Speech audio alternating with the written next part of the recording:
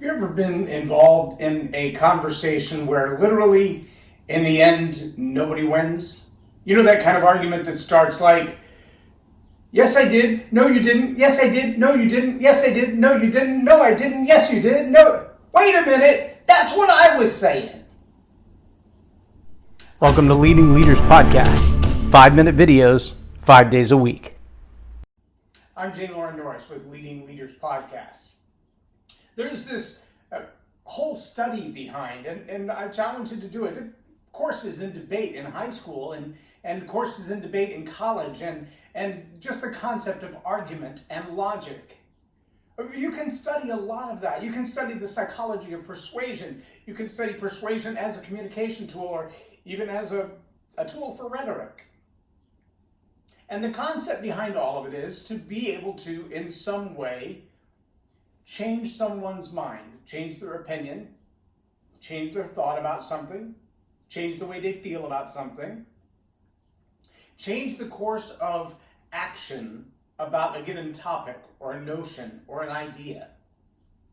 It's been used in politics and religion and science since the dawn of humanity. The various forms of it have been modified based on the intellectual capacity of the people arguing.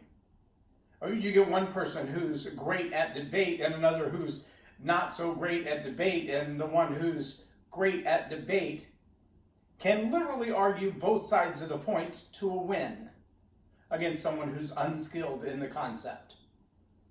But if you get someone who's just willing to be a bully, who's willing to lie, who's willing to say literally whatever it takes to win the point, because to them, winning the point is more important than the final outcome of having won the point. You've seen this.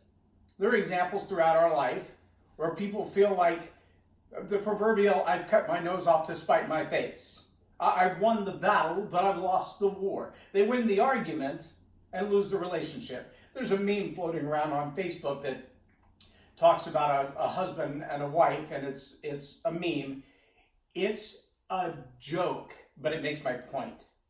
In the joke, in the meme, in the comedy of the rhetoric, the wife says to the husband, "Has this lockdown made me fat?" And the husband replies, "You were fat before the lockdown." And the next line says, time of death, 11:23 p.m., date of death, 4/20/2020, cause of death, COVID-19. It's a meme. It's a joke.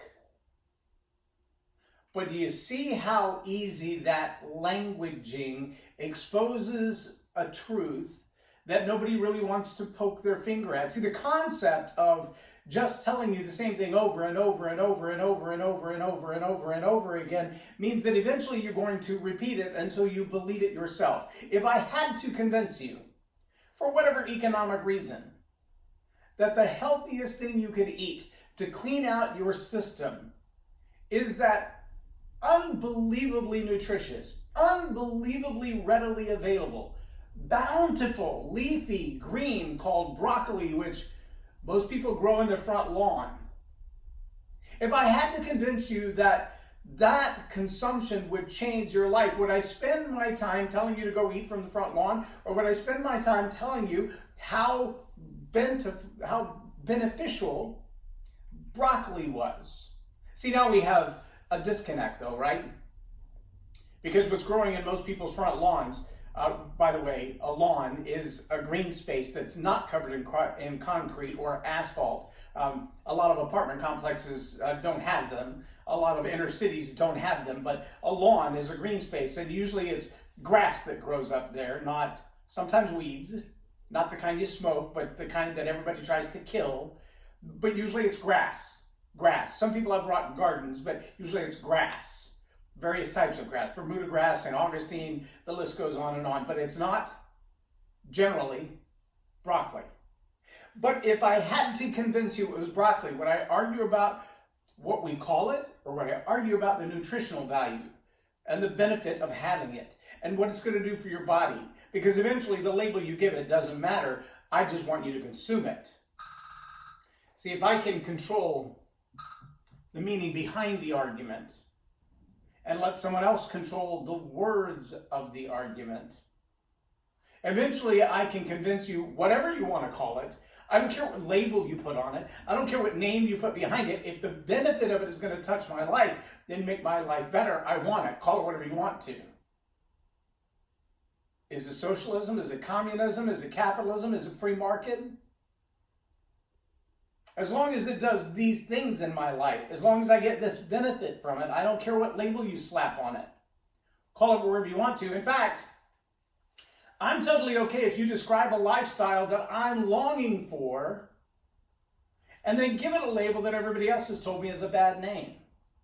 Give it a label everybody else has called offensive. I'll never forget, and I'll finish with this, I'll never forget when emojis became the big thing in social media. How many people would send the little emoji thinking it was a Hershey's Kiss?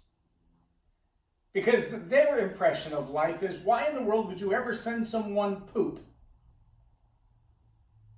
Because their worldview, their confirmation bias is generally positive. And the idea of sending crap to someone was a bad idea.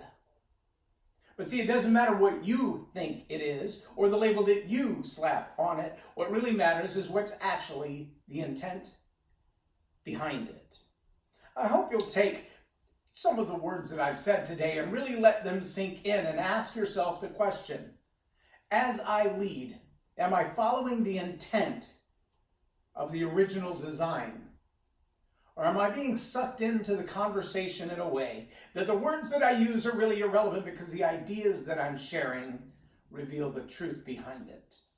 I'm Loren Norris with Leading Leaders Podcast for Tell It Like It Is TV. Have a blessed day.